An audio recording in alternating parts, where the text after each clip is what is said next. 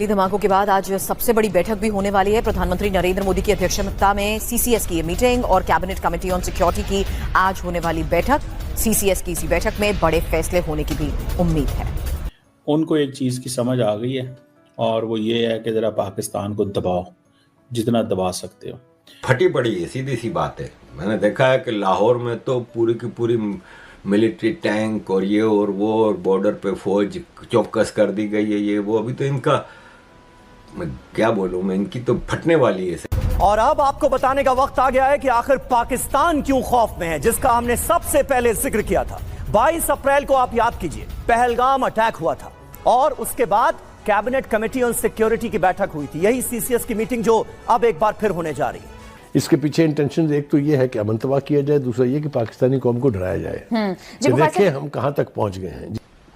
अजीज दोस्तों, पाकिस्तान आर्मी बहुत ही गंदा खेल खेल रही है, लेकिन मेरी गट फीलिंग कहती है कि इस बार बहुत कुछ हो जाएगा। दिल्ली धमाकों के बाद पाकिस्तान में खौफ, क्योंकि ऑपरेशन सिंदूर से घबरा रहा है पाकिस्तान और पाकिस्तान पर हमला कर सकता है भारत। ख्वाजा आसिफ की तरफ से कहा गया, पाकिस्तान युद्ध जैसे हालात में है।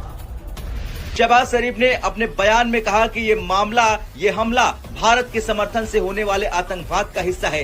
भारत पाकिस्तान को अस्थिर करना चाहता है और इसके लिए वो अफगान जमीन का इस्तेमाल कर रहा है। शहबाज ने आगे कहा कि भारत को इस क्षेत्र में प्रॉक्सियों के जरिए आतंक फैलाने से दूर रहना चाहिए। ये दहशतगर्दी जो है, ये एक बहुत बड़ी लानत पाकिस्तान में अनफॉर्चुनेटली इंडिया ने दोबारा से शुरू कर दी और इंडिया पूरी ओपनली कह रहा है कि हमने अपनी वॉर खत्म नहीं की, हमने अपना ऑपरेशन सिंदूर खत्म नहीं किया।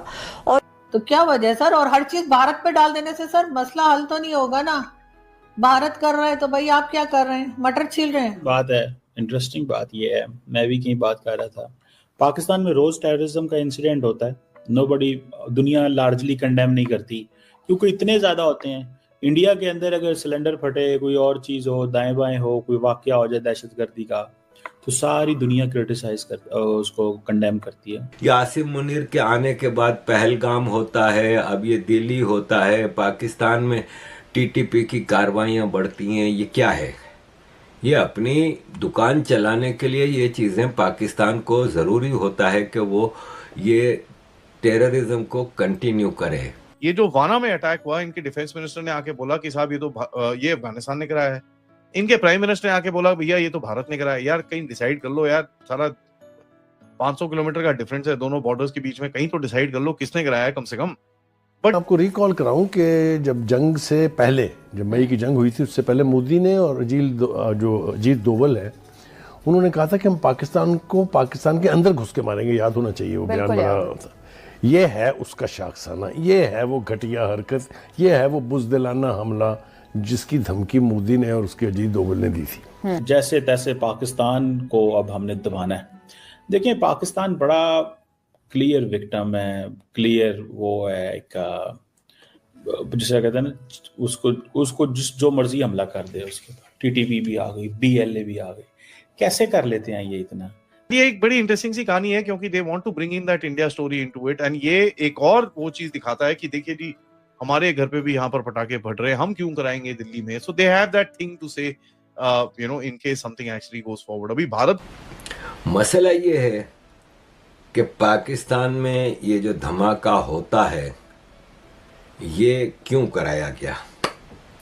इसलिए कि एक तो दुनिया को दिखाया जा सके कि देखें हम भी विक्टिम ऑफ टेररिज्म हैं, और भारत का गुस्सा कम करने के लिए।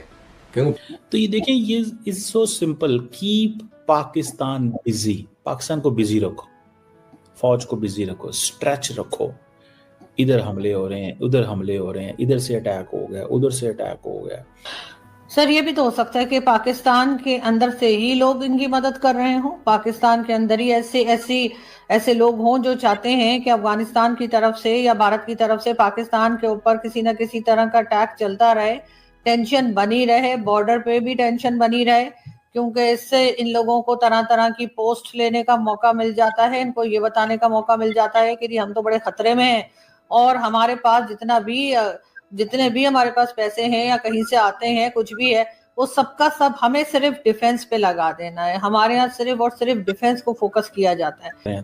मैं उनके राइट एंड रॉन्ग दोनों को मैं मिक्स नहीं करता, अगर वो कहीं पे गलत कर रहे हैं तो उसको गलत कहें, लेकिन द पॉइंट इज कि आप अपनी ही फौज के ऊपर क्वेश्चन मार्क ये लगा दें कि हमारी फौज दहशतगर्द बनाती है, अपने बंदे मरवाती है, और ताकि हम जो कुछ लोग हैं उससे फायदा उठाते रहें, तो फिर the game is over, the job is done. जिसने जो करना था उसने कर दिया। सही बात है सर, आपके ख्याल से किसी ने कभी फायदा नहीं उठाया? यहाँ पे डिक्टेटरशिप नहीं रही, यहाँ पे ये सब लोग जो हैं इन्होंने एक डिक्टेटरशिप बनाकर नहीं रखी। 35 साल इस मुल्क में खुल्लम खुल्ला इन लोगों ने हुकूमत की, अभी भी वही कुछ चल रहा है। इस वक्त भी आप लोग जो 27 अमेंडमेंट लेकर आ रहे हैं वो क्या है, उसमें भी तो यही सब कुछ हो रहा है कि जी which should be condemned, any act of terrorism anywhere must be condemned।